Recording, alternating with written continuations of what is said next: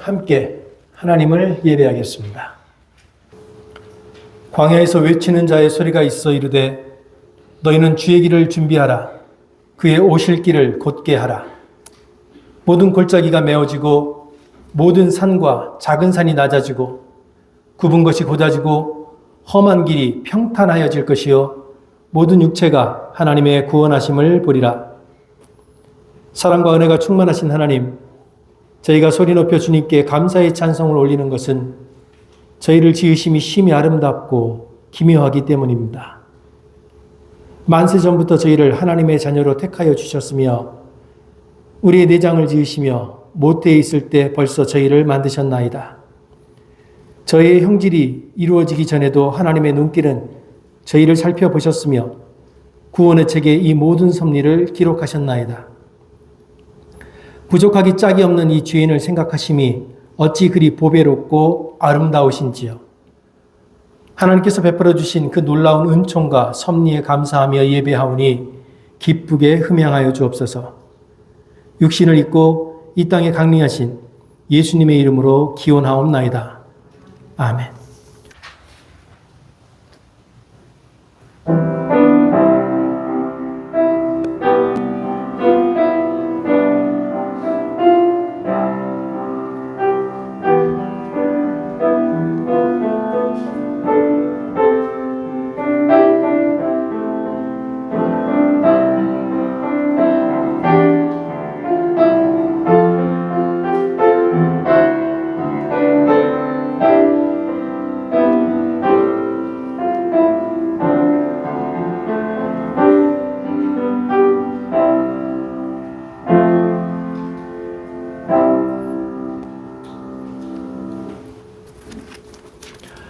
최계영 집사님께서 기도하실 때 다 함께 기도하겠습니다.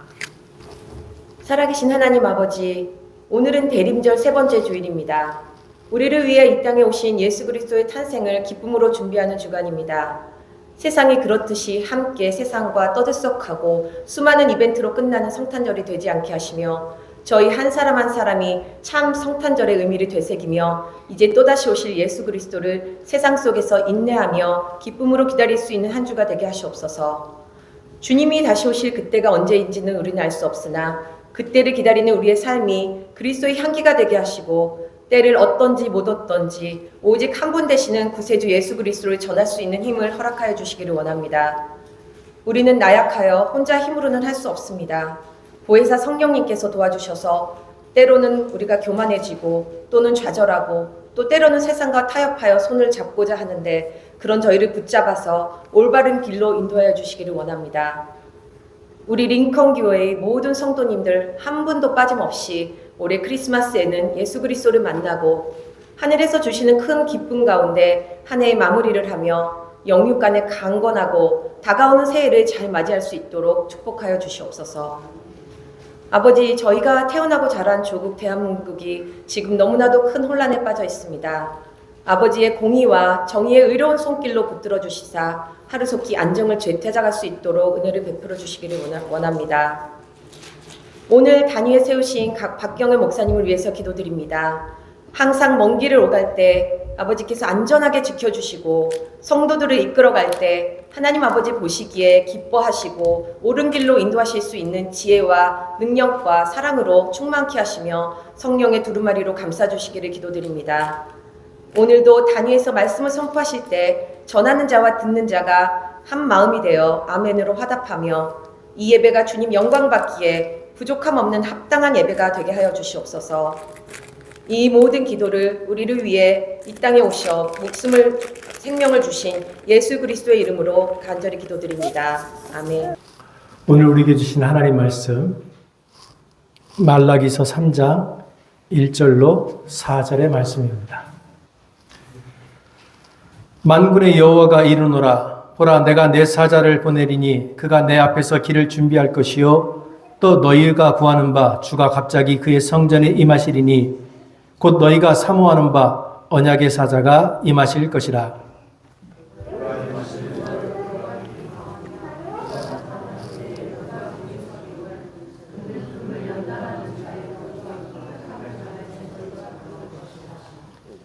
그가 은을 연단하여 깨끗하게 하는 자 같이 앉아서 레이저손을 깨끗하게 하되 금은같이 그들을 연단하리니 그들이 공의로운 제물을 나 여호와께 바칠 것이라.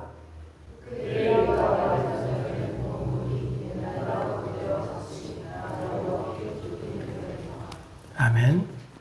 말라기는요, 이스라엘이 바벨론에서 포로 생활을 하고 있을 때, 포로 생활이 지나고 나서 이스라엘이 예루살렘으로 돌아온 다음에 예루살렘 성전을 재건합니다.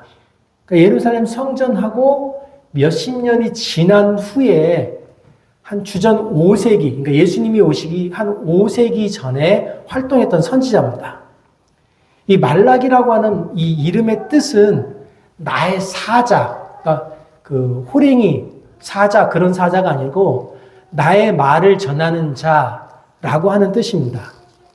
그런데 이제 우리가 이 선지서가 17권이 있는데 그 중에 말라기가 활동하던 그 시대에, 여러분이 이제 선지서를 읽어보셨을 텐데, 말라기가 활동하던 시대에 같이 활동했던 선지자로 학개와 스가랴가 있습니다.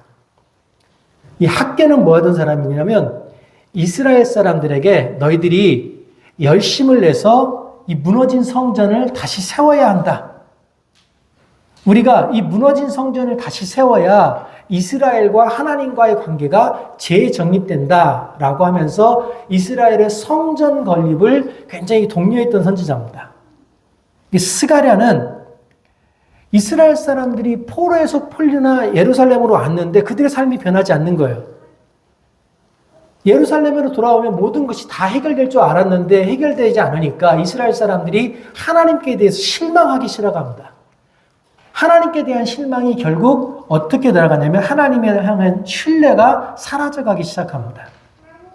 그렇게 하나님을 신뢰하지 못하고 하나님께 실망한 백성들에게 스가랴는 메시아적 소망 그리고 종말론적인 회복에 관해서 예언하면서 미래에 그리스도로 인하여 우리에게 이런 희망, 이런 소망이 이루어질 것이다 라고 하는 말씀을 가르칩니다.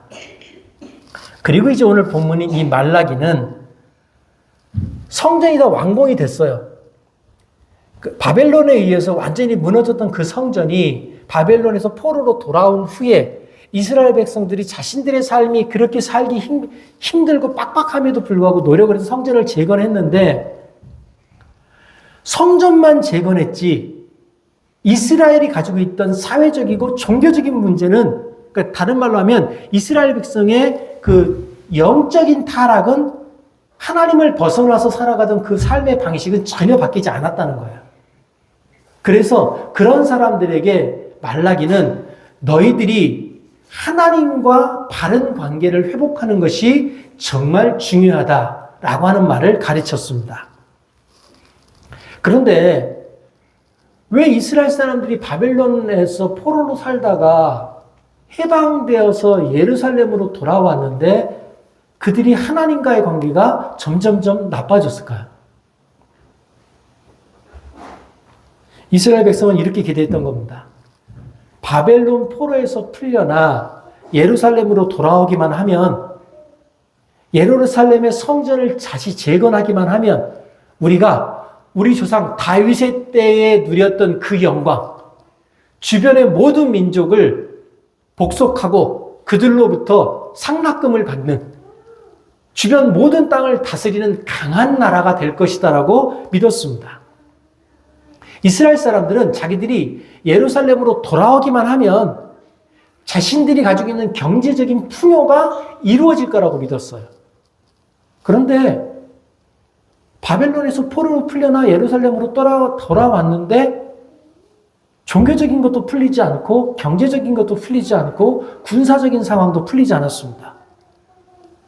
바벨론 포로에서 풀려나서 예루살렘으로 돌아왔다고 했는데 바벨론은 계속해서 이스라엘을 다스렸습니다.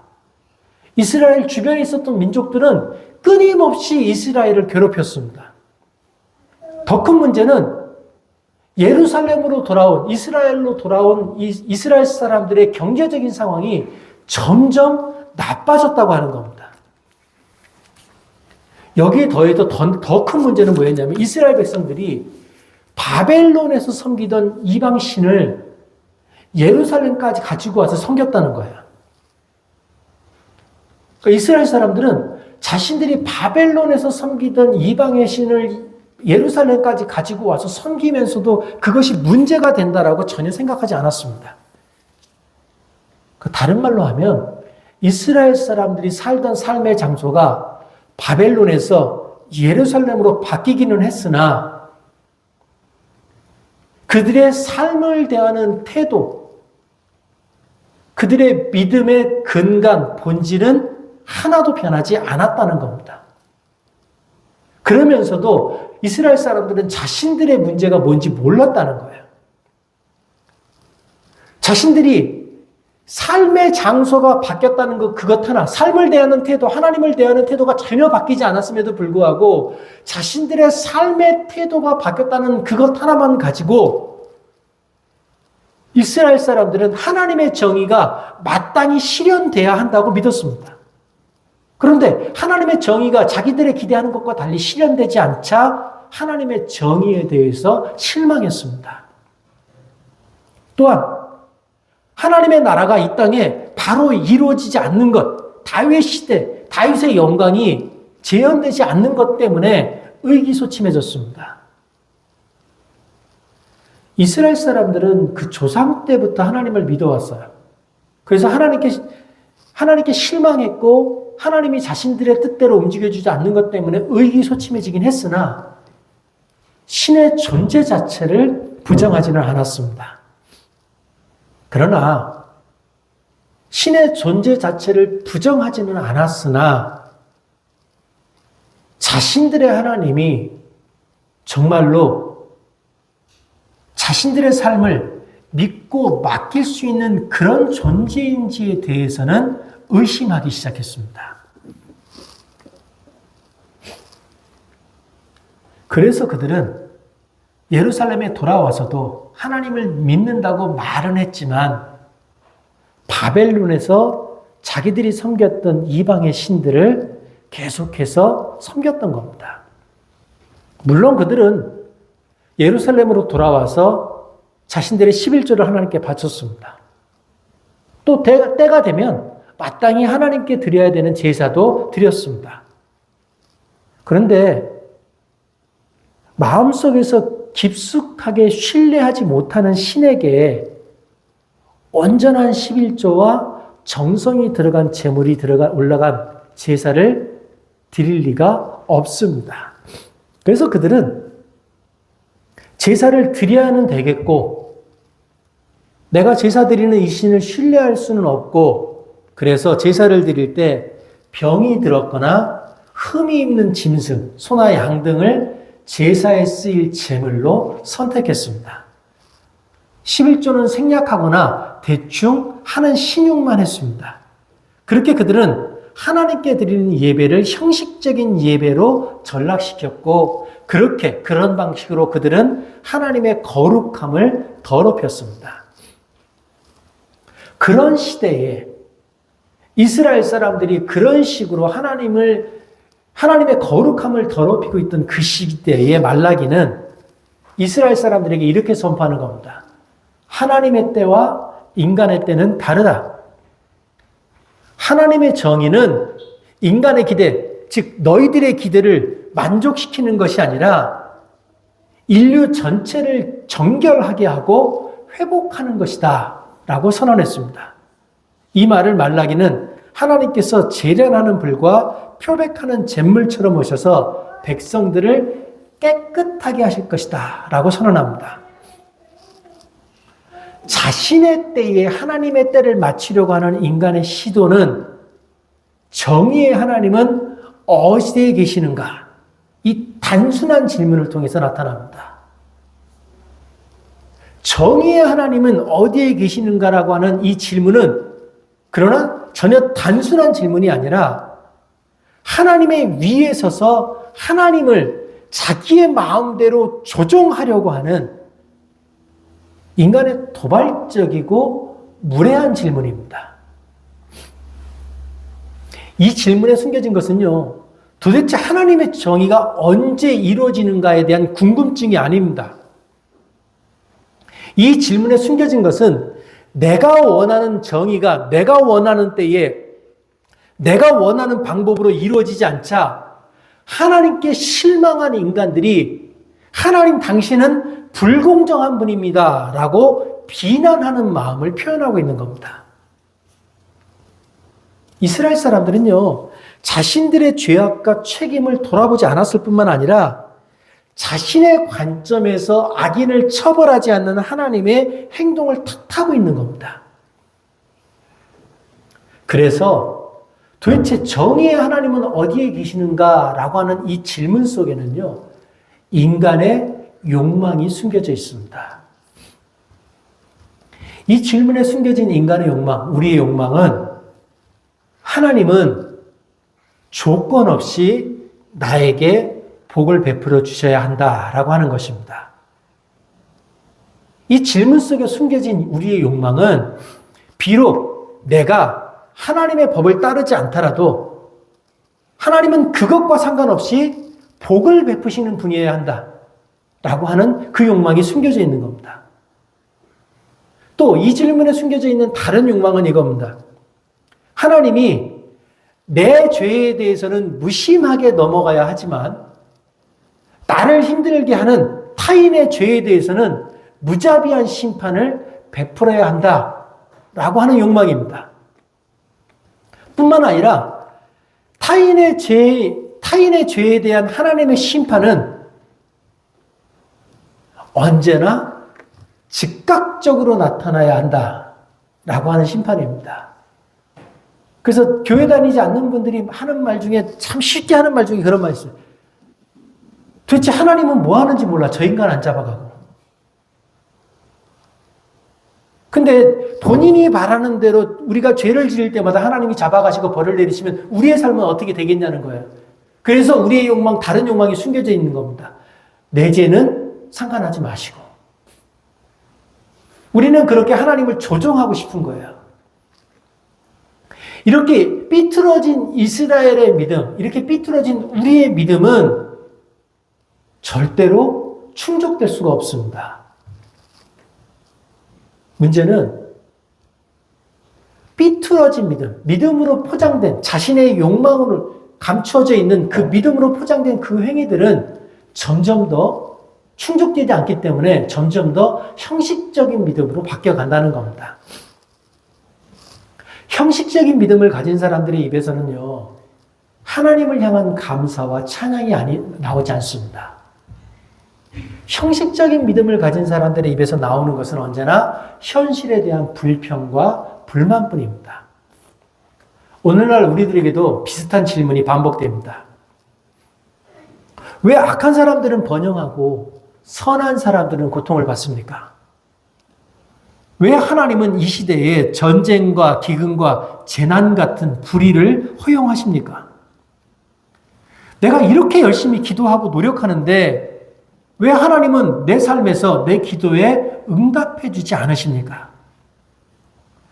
이 질문들이 겉으로는 매우 합리적입니다. 그러나 그 내면에는 하나님을 자신의 기준으로 판단하려고 하는 욕망이 숨겨져 있는 겁니다. 세속적인 번영을 성공의 기준으로 삼으면서 하나님의 뜻과 하나님의 계획보다는 자신의 욕구가 우선된다고 하는 것이 우리들의 기도이고 기대입니다. 왜 우리는 하나님의 뜻과 하나님의 기대보다 우리의 욕구를 우선순위에 놓습니까? 하나님의 주권과 하나님의 사랑을 신뢰하지 못하기 때문입니다. 말라기서를 통해서 하나님은 이스라엘에게 도대체 정의의 하나님은 어디 계시는가라고 하는 이 무례한 질문에 대해서 이렇게 대답하십니다. 내가 내 사자를 보내니니 그가 내 앞에서 길을 준비할 것이라. 내가 내 사자를 보내니니 그가 내 앞에서 길을 예비할 것이라. 하나님의 정의가 인간의 기대와 방식을 뛰어넘는 것으로 우리 앞에서 이루어질 것이다 라고 말씀하십니다. 여기서 말하는 하나님의 사자가 신약에서 세례 요한을 통해 완성되었습니다. 세례 요한은 광야에서 회개의 세례를 선포했고 하나님의 아들이신 예수 그리스도의 길을 예비했습니다. 그리고 하나님이 또 말씀하셨습니다.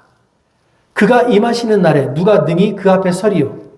그는 재련하는 자의 불과 같고 표백하는 자의 잿물과 같을 것이라. 이건요, 이 말씀은 하나님의 정의는 단순하게 악인을 심판하는 데 있는 게 아니라 모든 것을 정결하게 하고 새롭게 하는 데 목표가 있다라고 하는 겁니다. 그러니까 우리가 교회를 다니면서 이 착각을 하시면 안 돼요. 기독교의 목적, 하나님의 목적은 하나님의 말씀을 믿지 않는 자들을 벌하고 저주하고 지옥 보내는 데 있는 게 아니에요. 하나님의 목적은 모두가 다 지옥에 갈 수밖에 없는 상황 가운데 있을 때 그들에게 예수 그리스도를 통하여 구원이라고 하는 생명의 길, 살아날 수 있는 길을 제시하는 데 있는 겁니다. 그래서 교회의 모든 중점 사항은 심판이 아니라 은혜에 가 있는 겁니다. 세상이 정의를 이해하는 방식은 주로 공정함과 응보, 그러니까 인과 응보에 맞춰져 있습니다. 그래서 세상은 정의를 얘기할 때 이렇게 말합니다. 잘못한 자는 벌을 받고 옳은 일을 하는 자는 보상을 받아야 된다. 이 말이 틀린 말은 아닙니다. 그러나 우리가 하나님의 정의를 이 정의 안에 가둬서는 안 된다는 거예요. 왜냐하면 이 정의는 매우 불안정하고 주관적이기 때문입니다.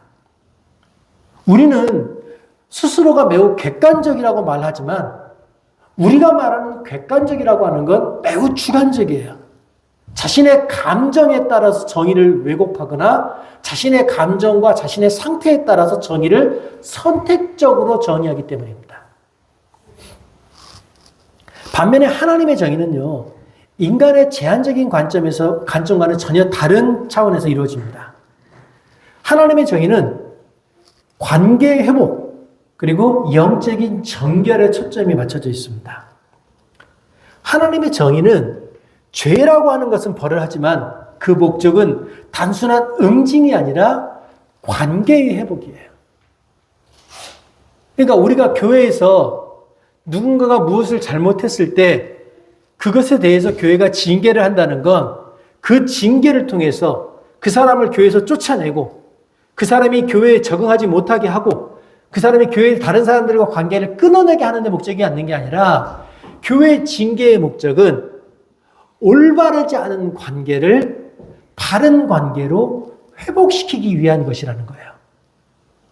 교회의 징계는 싸움을 위한 것이 아니라 그 사람과 우리 사이에 있었던 올바르지 않은 관계를 바른 방식으로 회복시키는 데 있다는 겁니다.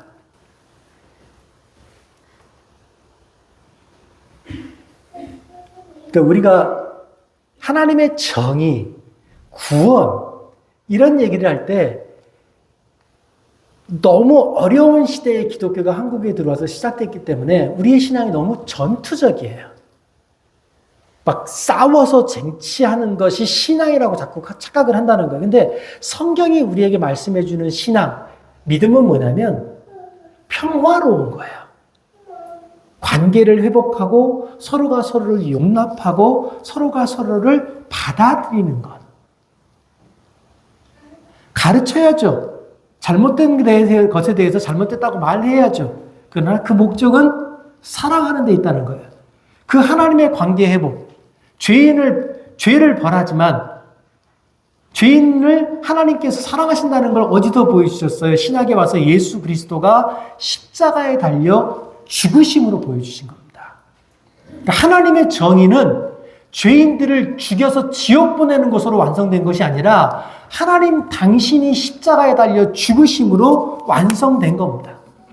하나님의 정의는 사랑과 용서를 통해서 완성된 겁니다. 그래서 교회가 선포하는 정의는 세상의 옳고 그름을 그 기준을 넘어서 하나님의 방식을 따르는 것으로 완성되어야 됩니다.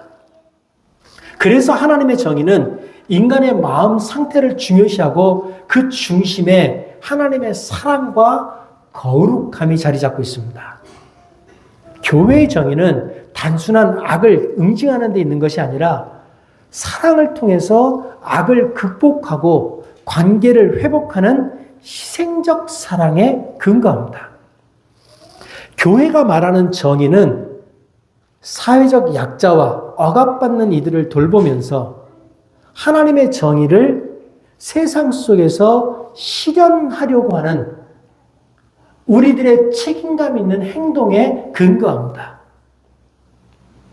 교회가 말하는 정의는 인간의 외적인 행동만을 말하는 것이 아니라 마음과 영혼까지도 정결하게 하는 것을 말합니다. 때문에 우리가 하나님의 정의가 무엇인지 제대로 이해하고 교회가 그 정의를 세상에 선포하는 공동체로 나아가기 위해서는 어떤 태도를 우리가 가져야 되는가에 대한 이해가 있어야 됩니다. 말라기는요, 단순히 과거에 있었던 이스라엘의 타락을 회복하는 것에서 그치지 않습니다. 말라기가 말하는 하나님의 정의는 과거에 잘못된 것을 씻는 것뿐만 아니라 그 구원의 역사가 현재와 미래로 나아가는 것이다 라고 말합니다. 그래서 말라기는 메시아가 오실 것을 예언했고 그 오실 것이라는 메시아가 신약에서 예수 그리스도로 성취되었습니다. 그런데 하나님께서 약속하시는 그 구속의 역사는 예수께서 아기 예수의 몸을 입고 이 땅에 오신 그 초림, 첫 번째 오심으로 완성된 것이 아닙니다. 예수 그리스도께서 십자가에 달려 죽으신 후 부활하시고 재림하시면서 우리에게 뭐라고 말씀하셨냐면 내가 다시 오겠다라고 말씀하셨습니다. 기독교는 부활이 가장 중요한 종교입니다. 사람들이 부활에 대해서 여러 가지 말을 하는데 언젠가 한번 이 이야기를 좀 얘기를 했으면 좋겠어요. 왜 하필 기독교는 치명적으로 자신들의 신이 죽은 신이라고 말했을까? 인간의 능력을 감당하지 못하고 십자가에 달린 그런 무능한 신이라고 스스로 고백했을까에 대해서 한번 얘기를 했으면 좋겠고, 어쨌든 우리 기독교는 아기 몸을 입고 오셨던 그 예수 그리스도의 초림과 부활하신 후 하늘로 승천하신 그 예수가 내가 다시 오시겠다고 하셨던 그 재림을 바탕으로 우리의 신앙을 지탱해 나가는 그런 종교입니다. 하나님께서 오실 것이라고 하는 이 기다림, 그 재림을 기다리는, 초림을 기다리는 우리의 신앙은 그러나 그저 단순하게 참아내고 인내하는 수동적인 것이 아닙니다. 우리의 기다림은 하나님의 은혜와 하나님의 사랑을 적극적으로 살아내는 적극적인 행위로서의 기다림입니다. 하나님의 정의와 사랑이 궁극적으로 우리를 통해서 그리고 하나님의 방식으로 이 세상에서 온전히 이루어질 것이라는 확신을 가진 기다림입니다. 우리의 기다림은 단순히 지금 이 순간만 참고 버텨내면 마치 마약에 취한 것처럼 교회 가서 기도하면서 이 세상은 나와 상관없어라고 세상의 삶을 무시하고 시간이 지나기만 기다리면 언젠가 하나님의 땅이, 하나님의 나라가, 하나님의 임재가 이 땅에 올 거야. 그러면 그 이 세상에 있던 모든 문제가 해결될 거야 라는 그런 무책임한 기다림이 아니라 하나님께서 약속하신 그 약속이 내 현실의 삶 속에서 이루어지기를 간절히 원하고 그것을 살아내기 위한 노력을 살아내는 그런 기다림입니다. 그래서 말라기는 그 예수님의 재림, 초림을 기다리는 우리가 어떻게 살아야 하는지에 관해서 얘기합니다. 그래서 대림절 기간은요, 대림절 기간에 우리의 기다림은 막연한 그저 시간을 낭비하는 그런 기다림이 아닙니다. 금이나 은이 재련을 거쳐서 뜨거운 불을 거쳐서 순도가 높은 금과 은으로 변해가는 것처럼 우리는 이 기다림의 시간을 통해서 하나님의 정결케 하심을 받아들여야 합니다. 순종을 통해서 삶 속에서 내 이 기다림의 4주간 동안 하나님의 말씀이 내 안에 들어오고 그 하나님의 말씀에 순종함으로 내 삶이 정결케 되는 시간을 가져야 된다는 겁니다. 그래서 빌립보서에서 이렇게 말합니다. 선한 일을 시작하신 이가 그리스도 예수의 날까지 이루실 줄을 확신을 하노라. 단순히 머무름을 의미하는 것이 아니라 선한 일을 하신 이가 예수의 날까지 이루실 줄. 우리는 그 이루심을 살아가는 사람들입니다. 약자를 돕고 억압받는 자를 돕고 하나님 나라의 가치를 세상 속에서 실현하기 위한 노력, 그것이 우리가 이 기다림 속에서 해야 되는 일입니다. 기다림은요, 개인적인 신앙의 여정에 대해서만 이야기하지 않습니다. 우리의 기다림은 신앙 공동체 안에서 서로를 격려하는 겁니다.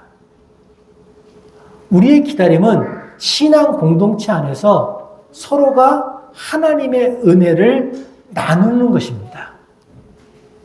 여러분, 교회 오셔서 일주일간 잘 살았어? 라고 묻는 것으로 우리 신앙이 끝나지 않습니다. 여러분, 일주일간 흩어졌다 교회에 모이셨으면 그 일주일 동안 내 삶의 여정 속에서 내가 하나님을 어떻게 만났는지, 내가 내 신앙 속에서 어떻게 실패했는지, 그 실패를 어떻게 극복했는지, 아니면 아직도 내가 신앙 속에서 실패하고 있는데 내가 어떤 도움이 필요한지, 어떤 기도가 필요한지를 나누는 시간이 되어야 우리가 바른 예배를 드리는 것이 된다는 겁니다. 그래서 히브리서 기자는 다음과 같이 우리에게 권유합니다. 서로 돌아보아 사랑과 선행을 격려하며 모이기를 피하는 어떤 사람들의 습관과 같이 하지 말고 오직 권하여 그날이 가까움을 볼수록 더욱 그리하자. 때로는요, 바쁘게 살아가는 세상 속에서 기다림이라고 하는 건 무가치하고 무용한 것처럼 비춰질 수 있습니다. 그래서 당장 이루어지지 않는 하나님 나라의 정의에 대해서 우리는 질문하고, 또 하나님을 부정하는 세상 속에 살면서 우리는 하나님을 부정하는 이 가치관 속에서 대림절이 과연 의미가 있을까?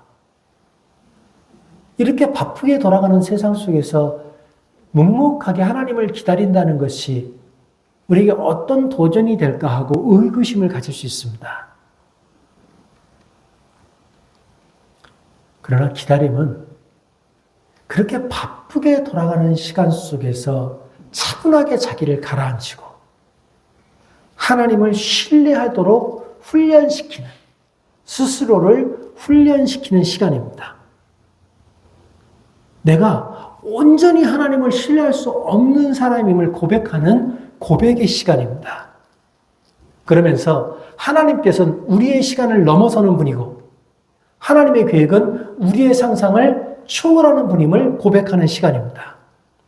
기다림은 하나님의 뜻과 하나님의 사랑이 하나님의 가장 선한 방식으로 우리의 삶 가운데 이루어질 것이라는 것을 믿는 훈련을 하는 시간입니다. 그래서 우리의 기다림은 우리가 체험한, 그것이 아주 작은 것일지라도 우리가 체험한 그 하나님의 은혜를 능동적으로 주변의 사람과 나누는 삶 속에서 이루어집니다. 우리의 기다림은, 하나님은 왜 이 불의한 세상 속에서 침묵하고 계시냐는 그 질문에 대해 우리의 삶을 통해서 예수 그리스도의 희생적인 사랑이 드러나게 하는 것을 통해서 이루어집니다. 우리의 기다림은 우리가 현재 살아가고 있는 이 세상에 도대체 희망이 있는가? 라고 물으면서 좌절한 이 세상에게 세상의 빛과 소금이 되어서 살아가는 우리의 삶을 통해 참 희망이 예수 그리스도에게 있음을 증거함으로 이루어집니다. 우리의 기다림은 하나님의 은혜를 통해 정결케 되고 세상 속에서 하나님 나라를 이루어가는 우리 각자의 삶을 통해서 나타나는 겁니다. 기도하겠습니다.